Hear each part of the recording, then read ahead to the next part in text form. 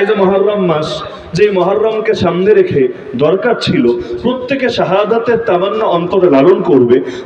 আজকে তো মাত্র শুরু হলো, আগামীকাল সকাল থেকেই দেখবেন।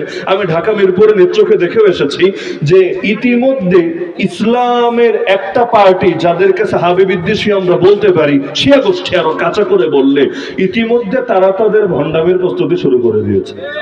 তো একদিকে ডায়লগ মারবে যে আমরা হুসাইনি কাফেলার সদস্য, আর আরেকদিকে জামান আর ইয়াজিদদের যদি পা চাপতে থাকে তাহলে হুসাইনের নামগুলো তো খালি জবানেই থাকবে, কাজের কাজ কিছু হবে না।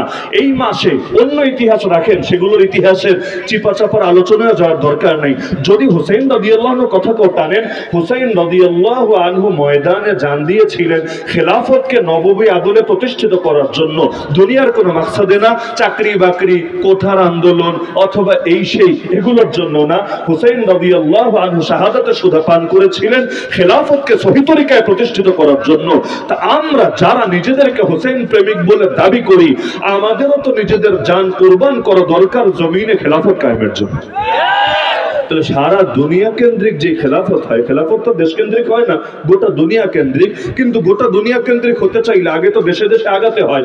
10টা 20টা জায়গায় হলে পরে না বসে সবাই মিলে একজনকে খলিফার আমির ঘোষণা দিতে পারে, হাওয়ার উপর তো আর খেলাফত কায়েম করা যায় না। তাহলে বাংলার জমিনে খেলাফত কায়েমের জন্য সবাই ঐক্যবদ্ধ হওয়া দরকার নাকি দরকার না?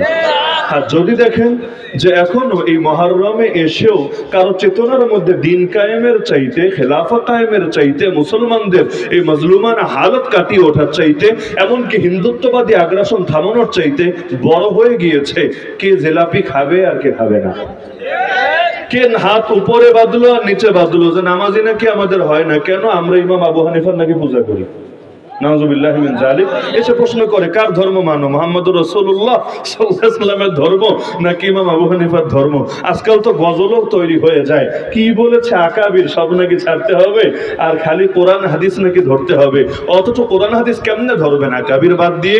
কোরআনকে আপনার উপর ডাউনলোড হয়েছে নাকি আসমান থেকে? হাদিসকে আল্লাহ নবী আপনার কানে এসে শুনিয়ে দিয়ে গিয়েছেন। তা আকাবির বাদ দিয়ে কেমনে কোরআন ধরবেন, আকাবির বাদ দিয়ে কেমনে হাদিস ধরবেন?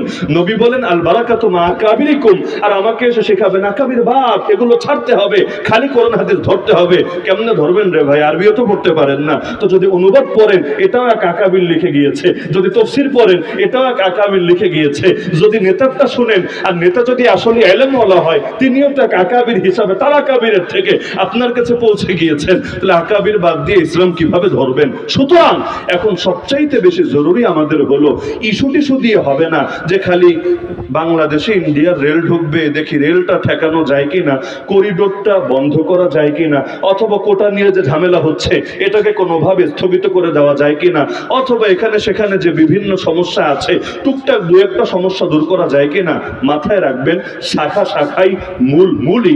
যতদিন পর্যন্ত মূল ঠিক না করবেন, শাখার জন্য যত রক্ত ঝরান চূড়ান্ত বিজয় কিছুতেই পাবেন না। আর মূল ঠিক করে ফেলেন, শাখা নিয়ে আর এত টেনশন করা লাগবে না। গাছের মূল ঠিক তো গাছের ডাল এমনি ঠিক হবে। আর গাছের শিকড়ে যদি কাটা থাকে, উপরে পানি ঢালতে ঢালতে ঢালতে ঢালতে আপনার জীবন ফুরাবে, তবে ফল ফুলের আশা করে কোনো লাভ হবে না। তো এই মুহররম মাসে আমরা প্রত্যেকে চেতনা লালন করি অন্তরে যে আমাদের দিন কায়েম করতে হবে, খেলাফত কায়েম করতে হবে। হুসাইন রাদিয়াল্লাহু আনহু যেই পথে বের হয়ে নিজের জান কোরবান করেছেন, আমরাও সেই পথে বের হব। যদি জান কোরবান হয় তাতেও আলহামদুলিল্লাহ, আর যদি বিজয় ছিনিয়ে আনতে পারি তাতেও আলহামদুলিল্লাহ।